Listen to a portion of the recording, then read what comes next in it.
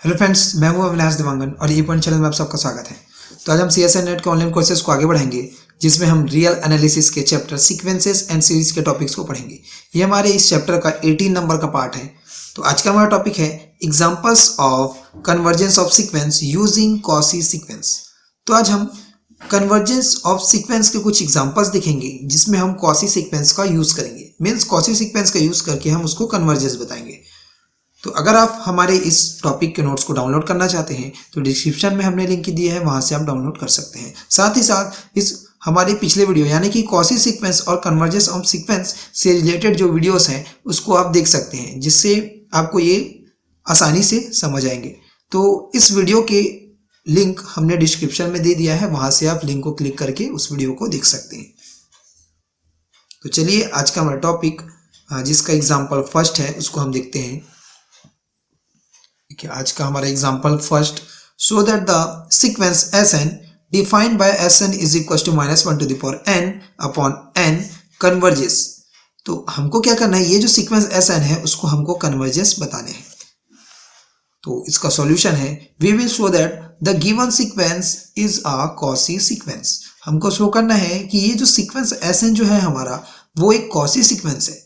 अगर हम शो कर देते हैं कि ये सीक्वेंस जो है कॉसी सीक्वेंस है, तो हमको पता चल जाएगा कि वो कन्वर्जेंस है, क्योंकि हमने जो है पिछले वीडियो में एक थ्योरम के बारे में बात किया था। वो थ्योरम था Cauchy's general principle of convergence का, जिसमें कोई भी सीक्वेंस अगर कॉसी होंगे तो वो जो है कन्वर्जेंस हो जाते हैं। तो उसी थ्योरम्स का हम इसमें यूज करेंगे। तो आप हमारे पिछले वीडियो को देखना ना भूलें। चलिए देखते हैं, by the convergence condition bye Cauchy's general principle of convergence. इससे हम एक एप्सिलॉन मीन्स पॉजिटिव कोई नंबर लेते हैं जो 0 से ग्रेटर वैल्यू है। तो if n is greater than और इक्वल टू m, देन यहां क्या हो जाएंगे, देखिए n जो है m से ग्रेटर और इक्वल है, तो अगर हम इसका रेसिप्रोकल लेंगे तो ये साइन जो है अपोजिट हो जाएगा। Means 1/n is less than और इक्वल टू 1/m।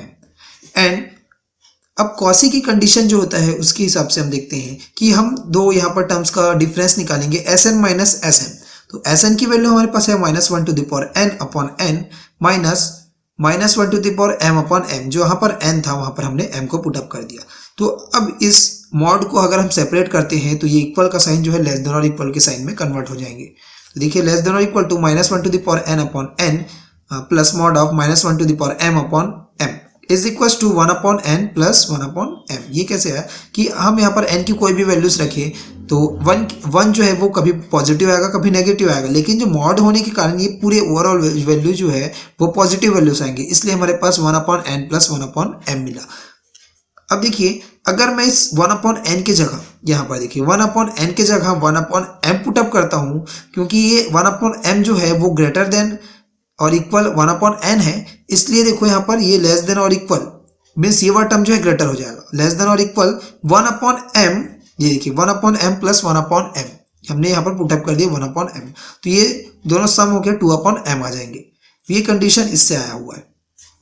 अब आगे देखते हैं, ये जो कंडीशन है हमारा उसके हिसाब से mod of Sn minus Sm is less than epsilon कब होगा, जब 2/m की वैल्यू जो है वो एप्सिलॉन से लेस होगी, तभी हमारे पास ये कंडीशन मिलेगा।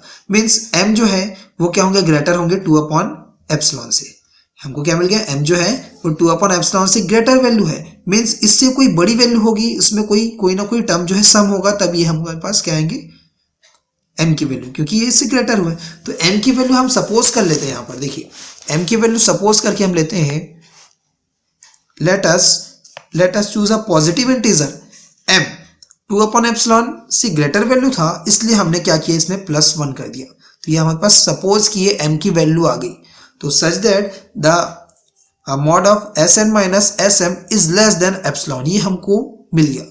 ये क्या मिल गया, लेस देन एप्सिलॉन मिल गया। तो ये कंडीशन किसका होता है, कॉसी का कंडीशन होता है। तो since therefore the sequence is a Cauchy sequence and so it is convergent. तो यही हमको बताना था, जो सीक्वेंस Sn है वो कन्वर्जेंट सीक्वेंस है।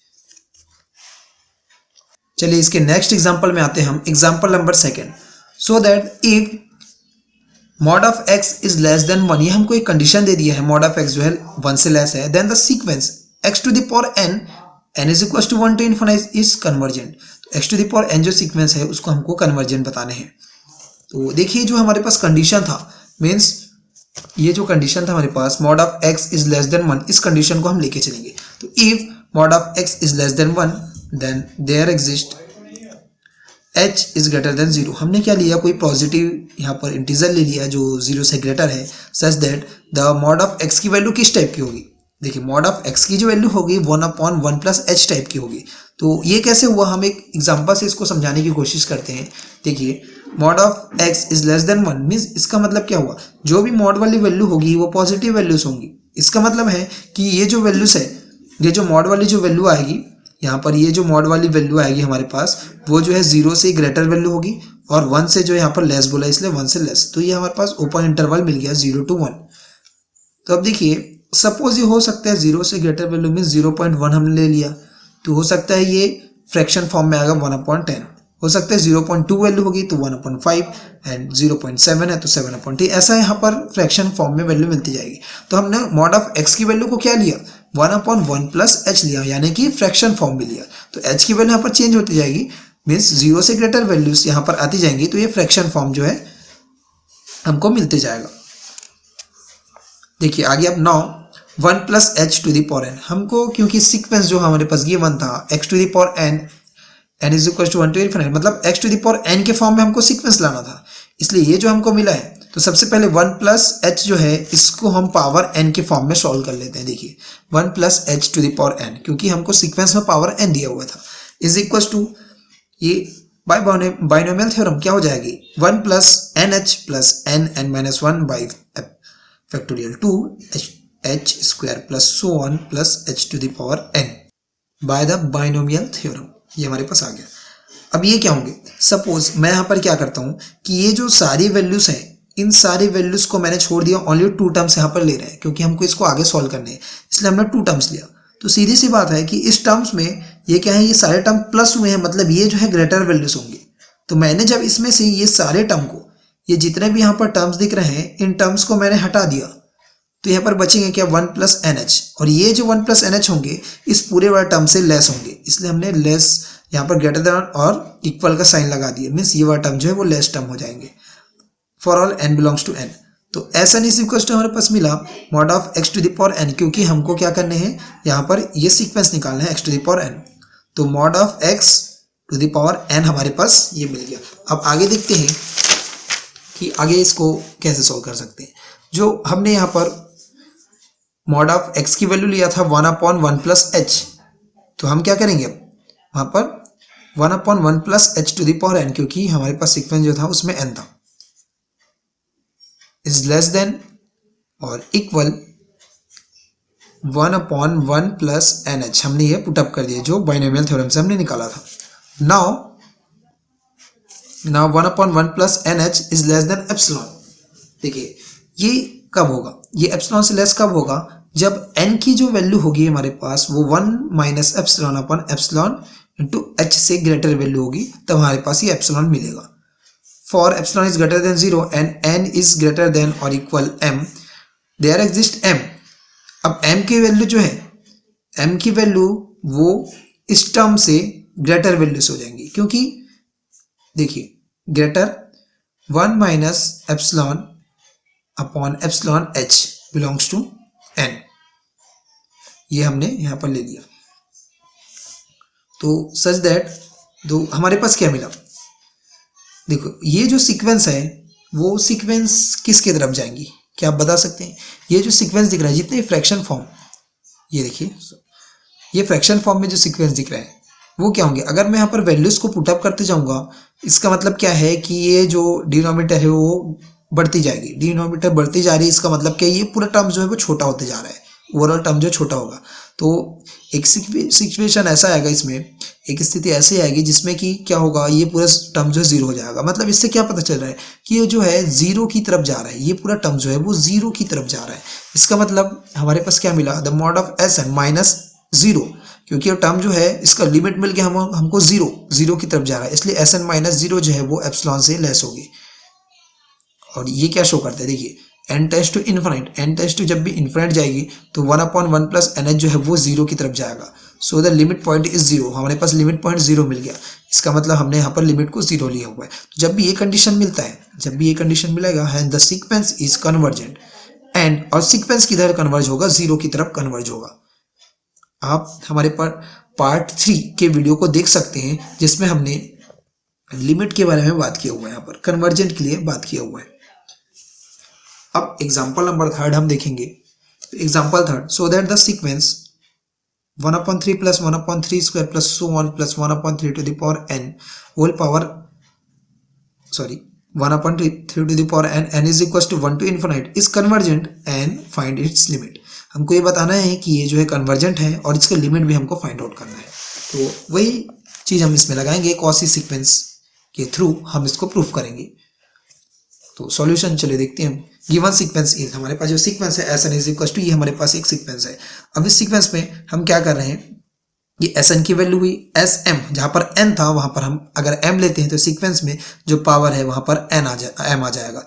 तो we have mod of s n minus s m is equal to, जो एस एन वाला सीक्वेंस था उस सीक्वेंस में हम एस एम वाले सीक्वेंस को माइनस कर रहे हैं, तो हमको क्या मिलेगा। देखिए ये n तक का पूरा टर्म है, उसमें से m तक के टर्म को हम अगर माइनस करते हैं तो इसमें जितने भी m तक वाले टर्म होंगे वो हट जाएंगे। मीन्स ये m वाले टर्म जो है वो हट जाएंगे और m के बाद वाला टर्म यानी कि 1/3 to the power m plus 1 वाला टर्म सारे इसमें बच जाएंगे। और ये टर्म कहाँ तक बचेंगे, 1/3 टू द पावर n तक बचेंगे। तो ये हमको मिल गया। अब आगे देखते हैं। Taking n is equal to 2m we get, हम क्या कर रहे हैं, n is equal to 2m यहाँ पर पुटअप कर रहे हैं। तो n इज इक्वल टू, यहाँ पर हमने 2m को पुटअप कर दिया। तो 2m पुटअप करने के बाद हमको क्या मिला, ये सारे जो टर्म है वो n टाइप के टर्म्स दिख रहे हैं। तो m/3 to the power m plus 1 हमको मिल गया यहाँ पर। देखिए m/3 to the power m plus 1 is less than m/3 to the power m। देखिए ये किसको शो कर रहे हैं, 3 to the power m plus 1, मतलब जो है डिनोमिनेटर हमारे पास बड़ा होते जा रहा है। जितना ही बड़ा होगा डिनोमिनेटर उतना ही ये पूरा ओवरऑल जो फ्रैक्शन है उसकी वैल्यू कम होगी। तो हमने वही चीज़ लिखा है कि डिनोमिनेटर से हमने 1 को यहाँ पर हटा दिया, मतलब एक वैल्यू थोड़ी सी कम होगी। इसका मतलब क्या है कि ये वैल्यू कम हो जाएगी, ये वैल्यू बढ़ जाएगी, इसलिए m/3 to the power m। अब देखिए ये वैल्यू जो है 1/3 से लेस हो जाएगी। हम इसको वैल्यू को छोटा करते जा रहे हैं। देखो ये जो है 1/3 से लेस कैसे हुआ, हम इसको एग्जांपल में समझाने की कोशिश की है। देखिए यहाँ पर एक बॉक्स में for example m/3 to the power m इसको सॉल्व करना है हमको। तो अगर m इज इक्वल टू 1 में लेता हूँ तो यहाँ पर आएगा 1/3, तो इसकी value 0.33 something. n is equal to m is equal to अगर 2 लेते हैं तो यहाँ पर अगर 2 पुट अगर 2/3 टू द पावर 2 मीन्स 2/9, तो इसकी वैल्यू 0.22 समथिंग आ रही है। फिर m इज इक्वल टू अगर 3 लेते हैं तो 3/3 टू द पावर 3 मीन्स 3/27, ये तो इसकी वैल्यू आ रही है 0.111 सो ऑन। तो क्या हो रहा है, देखो हमारे पास 1/3 की वैल्यू 1.33 आई, उसके बाद वैल्यू कम होती जा रही है। इसका मतलब 1/3 जो है वो इस टर्म से ग्रेटर हो जाएगा, ये हमने इसमें बताया। Hence for the epsilon is equal to 1/3। अब यहाँ पर क्या होना चाहिए, ये जो है 1/3 की वैल्यू एप्सिलॉन के इक्वल होगी, क्योंकि हमको यहाँ पर एप्सिलॉन लाना, तब ये कॉसी सीक्वेंस होगा। तो ये क्या होगा, ये ओवरऑल जो है एप्सिलॉन की इक्वल वैल्यू आ गई। इससे क्या पता चला कि हमारा जो डिफरेंस आया वो जो है लेस देन एप्सिलॉन से। Means the given sequence s N is convergent sequence, यही हमको बताना था। और ये भी फाइंड आउट करना है कि इसका लिमिट क्या होगा। देखिए इसका लिमिट आप फाइंड आउट करते हैं। Next calculation of limit point for limit. Now s N is equal to, हमारे पास सीक्वेंस ये था। अब इस सीक्वेंस, ये किस टाइप का सीक्वेंस है, हमारे पास एक जीपी बन रहे हैं, ज्योमेट्रिकल प्रोग्रेशन यहाँ पर बन रहे हैं। तो इसमें आर की वैल्यू हमको क्या दिख रही है, आर की वैल्यू जब निकालेंगे हम इसमें कॉमन रेशियो, तो 1/3 जो आर की वैल्यू होगी। अब ये देखो 1/3 आर की जो वैल्यू है वह 1 से लेस है, तो जब भी 1 से लेस होगी तो इसका फॉर्मूला होता है हमारे पास S N is equal to A 1 minus R to the power N upon 1 minus R, ये फॉर्मूला। तो इसी फॉर्मूले से हमने यहाँ पर पुटअप कर दिया 3 टू द पावर एन। देखिए 3 to the power n minus 1 2 into 3 to the power n, ये हमारे पास मिल जाएगा। इसको सॉल्व पूरा सॉल्व करने पर यहाँ पर 1 minus 1/3 to the power N upon 2 ये हमको मिल रहा है।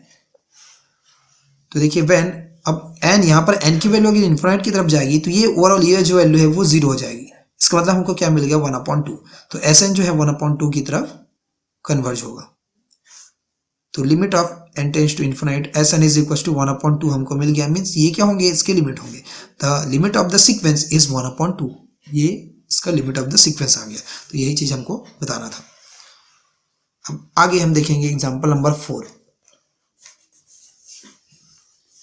देखिए एग्जांपल नंबर 4 क्या है, सो that the sequence Sn n is equals to 1 to infinite is convergent where तो Sn is equals to 1 minus 1 upon 2 plus 1 upon 3 minus 1 upon 4 plus so on plus minus 1 to the power n minus 1 upon n। ये हमारे पास एक sequence है जो कि alternate positive negative sequence आ रहे हैं। तो सॉल्यूशन इसका हम देखते हैं, ये the Sn is equals to 1 minus 1 upon 2, ये पूरे जो है इसके सीक्वेंस आ गए। अब हम पे निकालते हैं Sm n plus p। n plus P निकालेंगे तो जहां पर n है वहां पर हमारे पास n प्लस पी, देखो लास्ट टर्म जो है इसका n plus P minus 1 upon n plus P आ जाएंगे। अब इन दोनों सीक्वेंस का हम डिफरेंस निकालते हैं कौसी सीक्वेंस से, तो s n plus P minus s N is equal to हमको मिलेगा। देखिए जब इसका हम डिफरेंस निकालेंगे तो इसमें क्या होगा, जिसमें देखिए इसका हम क्या करेंगे, अब डिफरेंस निकालेंगे। तो डिफरेंस निकालने पर हमको सीधे हमको मिलेगा 1 upon n plus 1 minus 1 upon n plus 2 plus so on minus 1 to the power p minus 1 upon n plus p. यहाँ पास डिफरेंस निकालेंगे, जैसे हम पहले निकालते हैं डिफरेंस वैसे ही हमको इसमें डिफरेंस निकालना है, तो ये आप इसको निकाल सकते हैं। अब आगे देखते हैं। देखिए now 1 upon n plus 1 minus 1 upon n plus 2, जो ये हमारे पास सीक्वेंस है उसी सीक्वेंस को लिखा है। अब इसको कन्वर्ट कैसे करेंगे, देखिए सीक्वेंस को 1 upon n plus 1 n plus 2 plus 1 upon n plus 3 n plus 4। देखिए ये कैसा है, ये जो मैंने सीक्वेंस यहाँ पर लिखा है, the last term will be positive और negative according to P odd और इवन। जो इसका लास्ट टर्म जो मिल रहा है वो किस टाइप का होगा, जो लास्ट टर्म जो मिलेगा वो हमारा होगा पॉजिटिव और नेगेटिव। वो किस पे डिपेंड करेगा, अगर इसका पावर अगर ऑड है या इवन है, ये इस पर डिपेंड करेगा। और ये जो वैल्यू है वो ग्रेटर देन 0 वैल्यू होगी। तो आगे हम देखते हैं, फिर से इसको हम सॉल्व करेंगे। जब जो डिफरेंस निकाले थे वो उसको ये इसको शो कर रहा है आगे। हैंस तो s n plus P minus s N is equal to 1 upon n plus 1 minus 1 upon n plus 2 plus 1 minus 1 to the power p minus 1 upon n plus p. ये हमारे पास आ गया। अब इसमें भी डिफरेंस हम जब निकाले हैं तो 1 upon n plus 1 minus 1 upon n plus 2 n plus 3, ऐसा देखो 2 टर्म्स का हम डिफरेंस निकालते जा रहे हैं यहाँ पर। तो ये एज इट इज है टर्म, ये वाला टर्म। इसके बाद वाला जो टर्म होंगे उसके साथ हम डिफरेंस निकालेंगे तो ये वैल्यू मिलेगी। उसके बाद वाला टर्म मीन्स एन प्लस 3 वाला टर्म एंड एन प्लस 4 वाला टर्म, उसका डिफरेंस निकालेंगे तो हमको ये मिलेगा। आगे हम बढ़ते जा रहे हैं। अब टर्म्स किस पे डिपेंड करेगा, देखिए पॉजिटिव और नेगेटिव टर्म किसके डिपेंड करेगा, इवन और ऑड नंबर पर डिपेंड करेगा। अब ये जो है लेस होंगे 1 upon n plus 1 is less than epsilon when n is greater than 1 upon epsilon. देखो ये कैसे हुआ, यहाँ पर इस पूरे टर्म को मैंने हटा दिया तो 1 अपॉन एन प्लस 1 मिले। अब ये जो टर्म जो है, ये टर्म सारे टर्म इसमें माइनस हो रहे हैं। इसका मतलब क्या है, माइनस होने के कारण ये टर्म जो है छोटा हो जाएगा और ये टर्म इससे बड़े टर्म होंगे, इसलिए less than 1 upon n plus 1 हमने लिखा है, यानी कि ये टर्म जो है ग्रेटर टर्म होंगे। अब लेस देन एप्सिलॉन ये कब होगा, जब n की वैल्यू जो है 1 अपॉन एप्सिलॉन से ग्रेटर होगी, तब ये एप्सिलॉन आएगा। तो m is greater than 1 upon epsilon minus 1। Then यहां से क्या हो जाएंगे, हमको ये एप्सिलॉन मिल गया, लेस देन एप्सिलॉन मिल गया, मतलब ये सीक्वेंस जो है हमारा कन्वर्जेंट सीक्वेंस होगा। यही हम बताना चाह रहे थे। तो आज की वीडियो में इतना ही। हम आपके लिए और भी ऐसे अच्छी वीडियोस लाएंगे। तब तक के लिए धन्यवाद।